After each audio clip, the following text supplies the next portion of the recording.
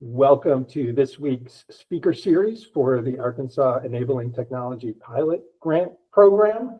This week we have Alaina Gallagher talking about independence in the kitchen, and then stick around because we will have Andrea Palmer from Awake Labs doing a vendor spotlight after Alaina's presentation and the Q&A are done. Alaina, it is all yours. Awesome. Let me grab sharing from you and we can get started. All right. Awesome. Well, I'm excited to get to talk to you guys again today. And this is actually one of my more favorite areas of assistive technology and enabling technology, just because, primarily personally, my niece has some needs, and her ultimate dream is to be a princess baker. So I want to make sure that we can make the kitchen as adapted as possible to fulfill those dreams for her. So this one was something I was very excited to be able to present on. So I really intended to go through kind of similar to what I normally do if you guys have attended my presentations before, talk about different types of technologies and give an example of these different categories that you see on the screen, really with the goal being that you understand that this is just tip of the iceberg stuff, right? There's a lot more out there than what I'm showing you, but the goal is to get the wheels turning. And for when you're doing your assessments, when you're talking with individuals, you aren't limiting that, oh, okay, they always have had somebody cooking for them or they've always had assistance eating. If you start to understand that there are tools out there where people can gain that independence, I really, really encourage you guys to make sure that that's part of the conversation you're having with individuals as well. So you can determine what their goals and desired outcomes are in the kitchen and around eating. So, alrighty. We're just going to talk primarily about the kitchen support itself, like I said, highlighting different tools, but we'll also talk a little bit about services and just the assessment in general as well as we go. So the first one, I figured we'd start with preparation and cooking, since this is so often an area where people are staff reliant. And most often it comes from an area which will, if you guys saw on the list, cover last, which is the safety. I just figured we'd save the best for last, right? The most concerning part for last.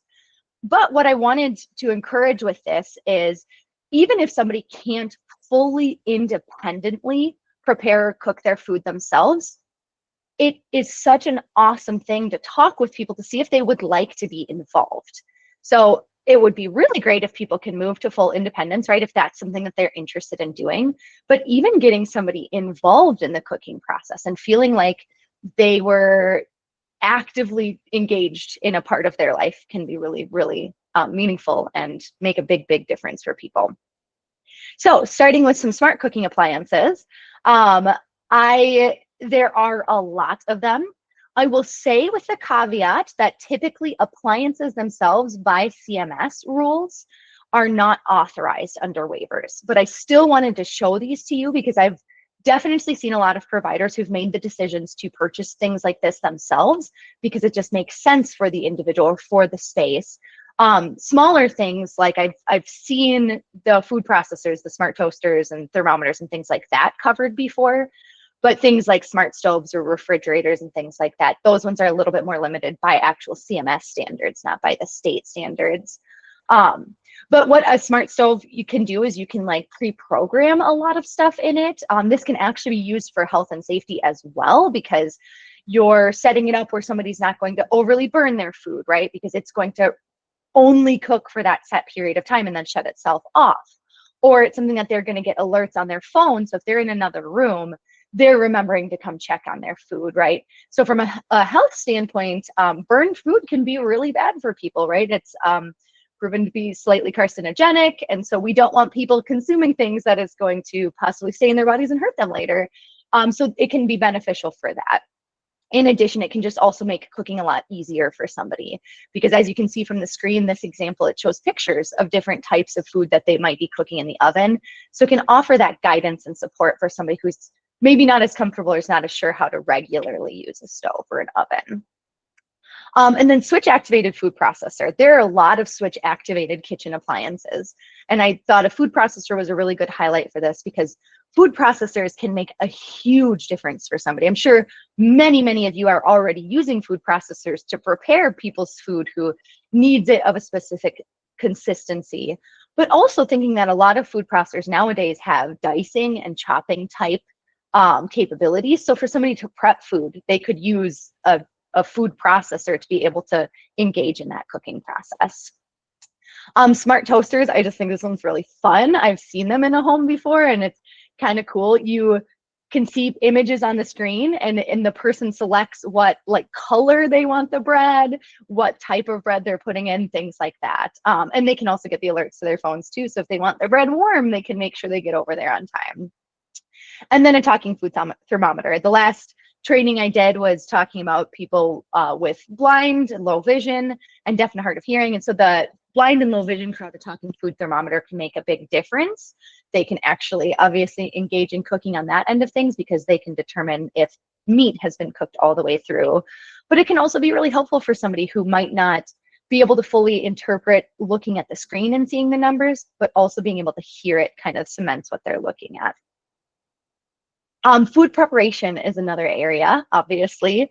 I have personally used these electric can openers and they are just awesome all around. They make opening cans fun and easy. This little guy, this one's actually, it sits on top of the can. You press the button and it just whirs around. It's really cool. It works most of the time. I think that for some like of the thicker, harder to open cans, maybe the one next to it, which is about this big. So it's a tabletop type device. The other one's like much smaller. It can go in a drawer. But that one actually, you press the button and it clicks the can in. So it holds onto the can for you as it opens it up. And it does actually a safety opening where it opens the can at the bottom of the lid.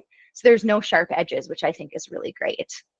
And then there are adapted cutting boards. And there are a lot of varieties of these. This one is a single-handed cutting board. And what I think is great is that you can kind of see here, the knife itself is held at the tip. And then you see these spikes coming up. That's to place the food and hold the food in place while you're chopping. So it can really help for somebody who might not be able to, you know, maybe they only have use of one arm, or maybe with their motor function, it would be harder to fully control a knife safely. So now they've got some control over that. Another thing too is if you see in the corner over here, that just gives them an area where they can push food up against it for additional prep, which is really nice. And then this one's really cool. They've got a lot of varieties of these as well, but it's an automatic stirrer. So if somebody's maybe going to get distracted and they're going to burn their sauce or their soup or something like that, getting one of these to just keep it going is really great. Plus, I don't know if any of you guys prep sauce or soup regularly, like these are just great in general. And then this one too. So somebody who maybe wants to engage in baking or cooking where they have to do measurements. These are digital measuring cups and they've got digital measuring spoons and different options for what that implies. But this will actually be able to also measure the weight of what's in it and tell you what the weight is. I saw some that also measure temperature of liquids and things like that. So if you're baking and you need something at a precise temperature, I thought that was just really cool that would have that option. So then, like I said, this is just tip of the surface of what's out there. So I would encourage you guys to just research, right? Adapted food preparation tools, adapted cutting boards, adapted knives, whatever it is you want to do. But we will move on to adaptive utensils. So these ones are probably ones you're more familiar with. I do think we commonly or more commonly see adapted silverware in homes. But just in case, I wanted to show you different highlights of different things that can be adapted. And there are so many varieties of these. So you can see here, different curved silverware. This also has a strap to help hold it onto somebody's hand. This particular one actually has a flexible head, so you can choose which direction and how far it's going to go over. It clicks into place.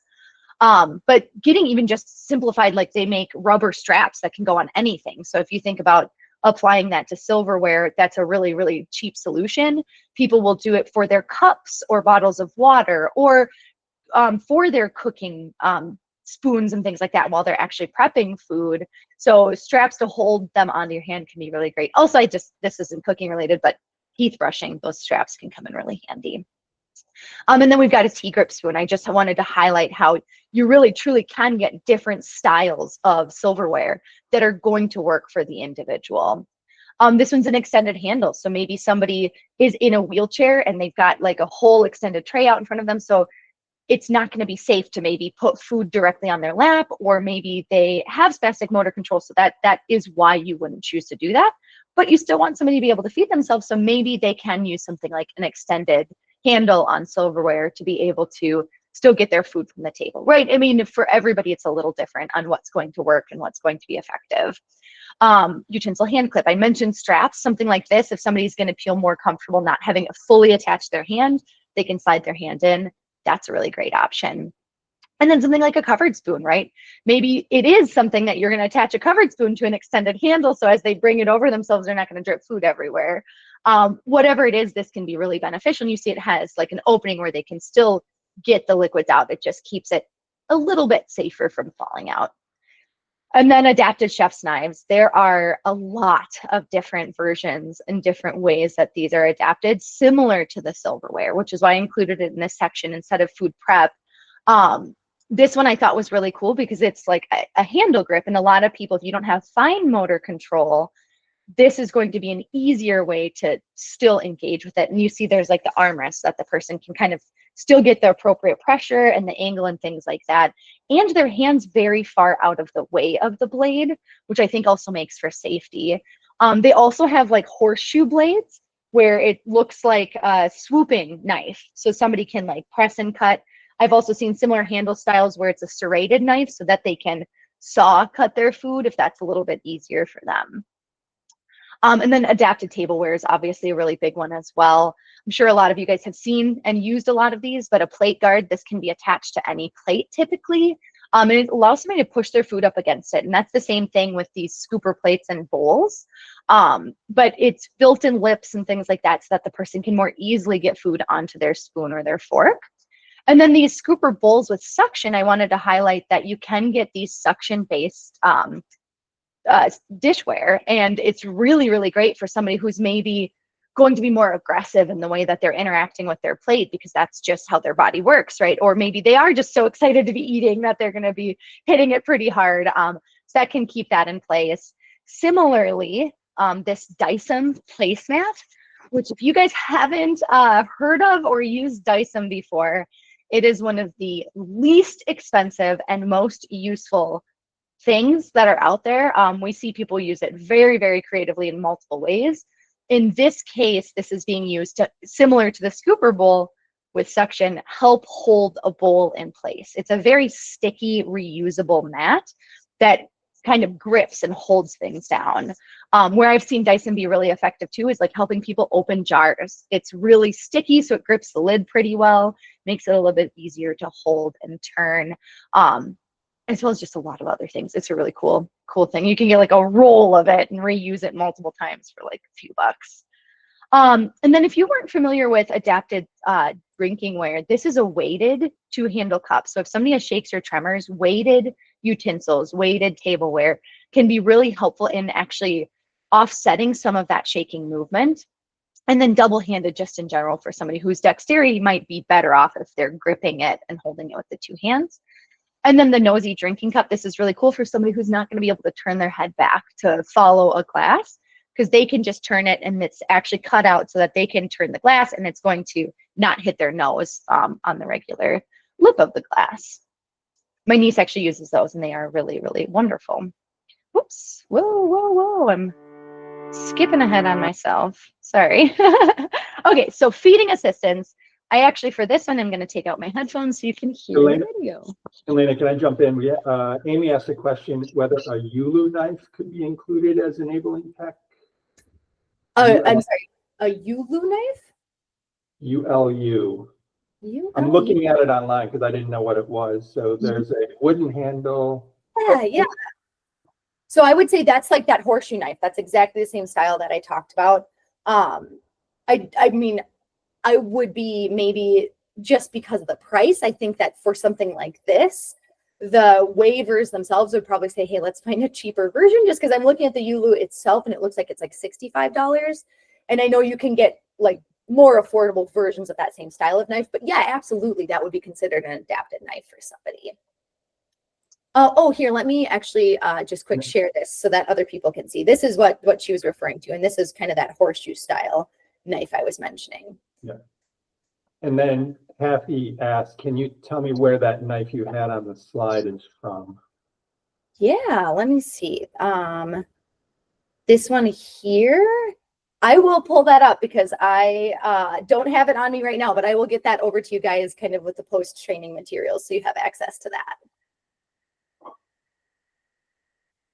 All right. So for feeding assistance, I actually wanted to highlight one of the robotic feeding devices that's out there. It's a really excellent option for somebody who can't feed themselves. You know, they really would need full assistance. Maybe they're totally paralyzed from the neck down, or just in general have a much more difficult time controlling their limbs. This is called the Obi Feeder. It's amazing. I've played with it many, many, many times, and it's just awesome. What I will just quick say is a really awesome story that I heard, where I believe it was the wife had a stroke and she was no longer able to feed herself. And so her husband went from being a significant other, as what happens to many, many people, to being a caregiver and significant other. And one of the things they'd always done was eat dinner together. And that was kind of their like evening collect, be together moment. But when she had the stroke and he started feeding her, they weren't eating together anymore. He was feeding her, cleaning up, and then sitting down to eat a meal by himself, or with her at the table, but it wasn't the same. So they actually tried out the Obi Feeder and felt like it was the first time they got back to a semblance of what things were like before, because they were able to sit down and eat their meal together, which I thought was just really special. So I just don't want it to be something that gets limited to just a specific type of person, right? Like there are a lot of use cases for all of this type of technology. And the goal is to have you guys think creatively about how this could be used. So here is the Obi Feeder.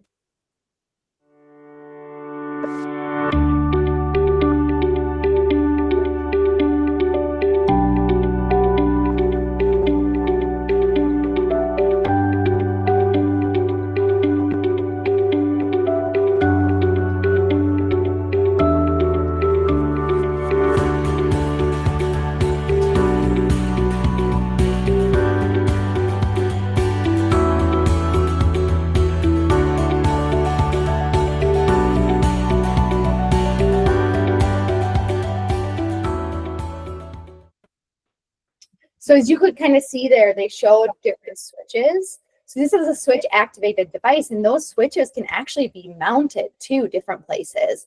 So I've had people talk about how they've mounted them to somebody's wheelchair so that they can use their head. And it's got the two different buttons with the 4 compartments. You click one of the switches to indicate to move between the compartments.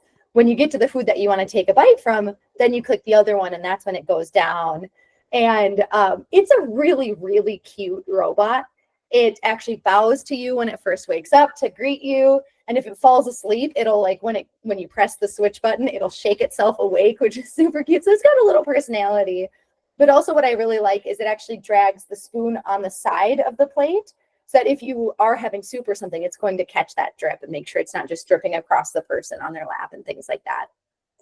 But what I love about this is, like I said, not only the independence piece, but also, as you can see, it gives people choice. It allows them to select what they're eating when they're eating it, rather than it being something that like, okay, it's all just one thing that they're eating from at the time. So one of my more favorite technologies. Right.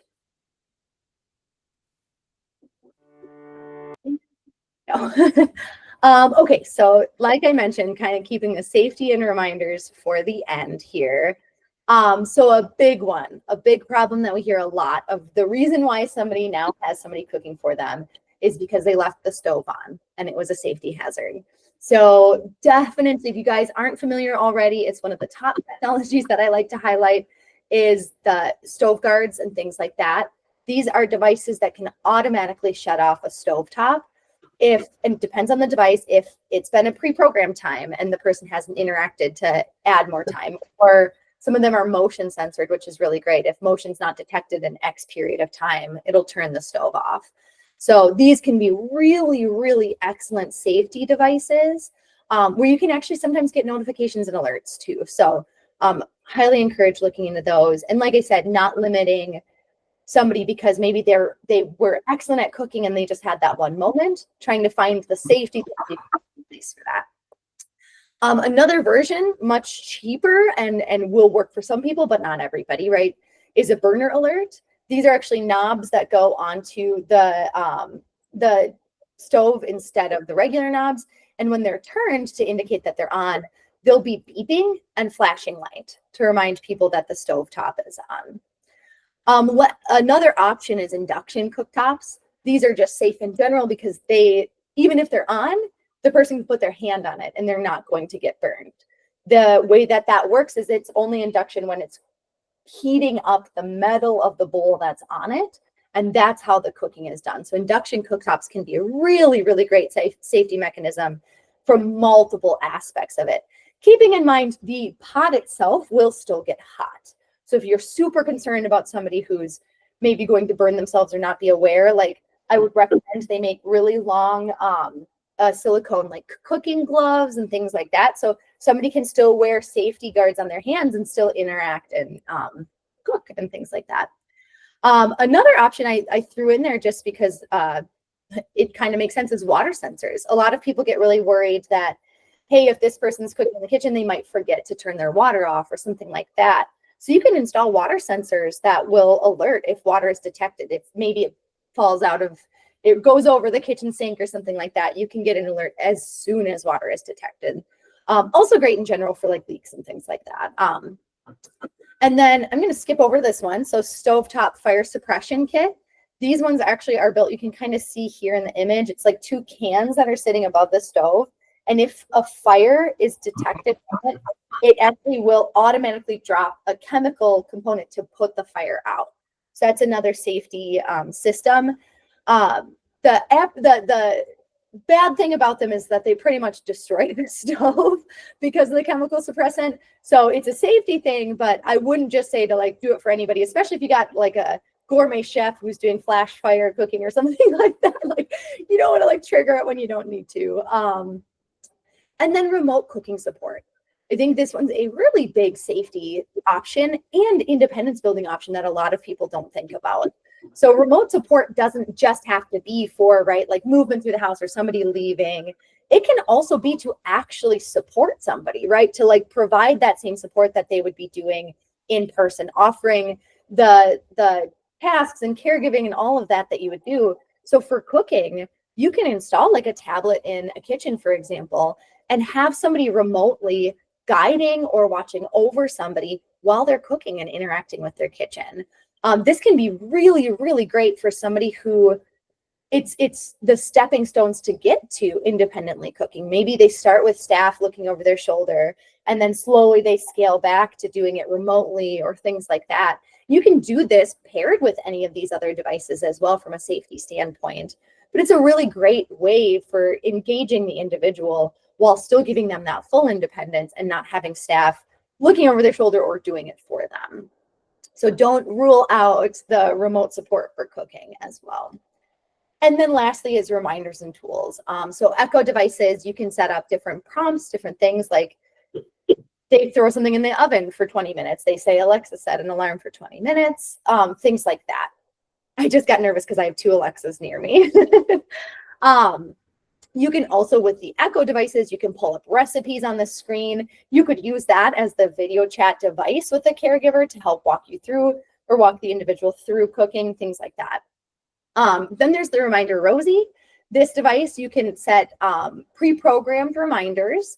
So maybe these are prompts to remind somebody to eat, or maybe around their eating time, or when they take a medication, you're reminding them to eat, like take food with their medication, something like that. You get to record the message and set the schedule. So it's very flexible in what you can do with it. And it doesn't require internet.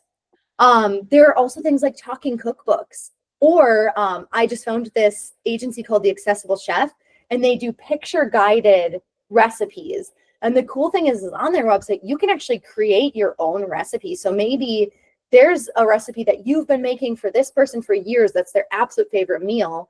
You want to make sure that they have the opportunity to cook that themselves.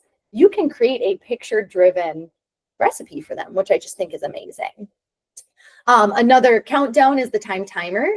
Really, really great name. I love that one so much. But it's a visual countdown clock. So if somebody's going to respond better to seeing visually when their time is running out, or, okay, well, I know that when it gets to 15 minutes, I need to check and look in the oven or something like that. This can be a nice visual reminder. And lastly, this is a creative one. And I actually know Amy is using this with an individual that she supports. This is a talking photo album. And it can actually be used to put in tasks instead. So you can set up, the example that I've seen is somebody guiding somebody through how to make their own coffee. And they've got images of the different steps, and then they record what the person is supposed to do in addition to those images. So it can be really, really beneficial. Also just a cool tool in general for a lot of different use cases. It was developed for the Alzheimer's population so that somebody could record a memory associated with a photo. Still a great use for that, but it's also been adopted by the assistive tech community to use it for so many other things. So awesome, that's all I've got. And as usual, if you guys have any questions or wanted to know what some of these devices are, I'll definitely get that link for that adapted chef's knife. But feel free to reach out to me at any point in time. So, and Alaina, I was able to find it and I posted it in the Nice chat, at least a link to information about it. Perfect.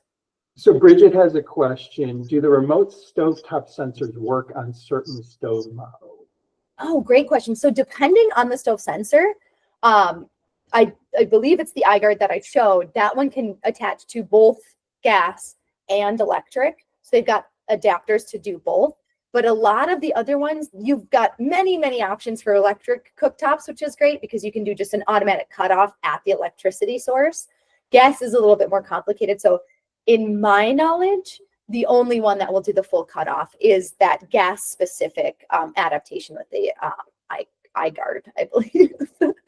But it's not necessarily model based of the stove itself. It really is at the level of cinching off the gas line or cutting the power. And that's how it's typically working.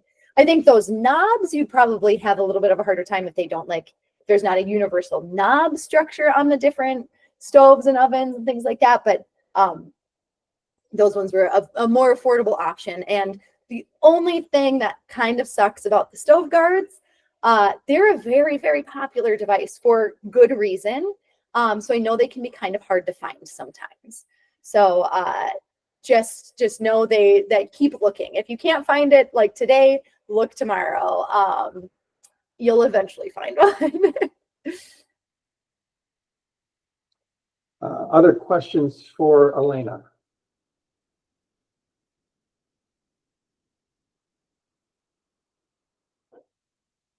I'll jump in with a comment. What I love about kitchen tech is it really shows the breadth of what assistive technology is, because those plates and spoons and knives have no electronics to them. There's no circuit boards and wires and need for electricity. They're just innovation of something, just a static thing. So oftentimes when we talk about assistive technology, especially folks new to it or new to the concept, they're immediately thinking electronic stuff. And kitchen is just a great reminder that it's way bigger than that. And you did a great job of bringing up examples of the whole spectrum. Thank you. Any other questions? Okay, so we will be posting this recording to the YouTube channel, as we always do, before we shut down this recording. And then I'm going to switch and we're going to give the floor to Andrea Palmer at the Wake Labs, and we're going to do a separate recording for that, just so you know, Andrea. Before we do that, just a reminder of what's coming up, or sort of announcement about what's coming up. There it is.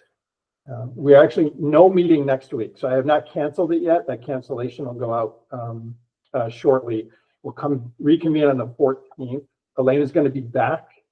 We haven't picked the topic yet. We've got some ideas floating around. And then the vendor spotlight that day will be Improve on Health. So circle back and certainly come back to that. But hang on, I'm going to stop this recording. We're going to bring up Andrea, and we've got a great vendor spotlight on Awake Labs coming up for you. Super quick before you stop the recording. If any of you guys have a topic you'd really like us to cover, please email Paul so we can make sure we're not only pegging the things that we hear asked often, but we're also accounting for things that you guys really, really want to see.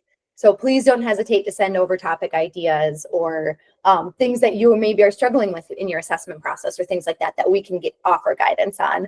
I don't just have to talk about technology. I love talking about technology because I think it's really fun. But if you guys need guidance on other things or want to cover specific topics, just let us know. Thank you. And happy Halloween. Yes, thank you, Alaina, for being spirited today.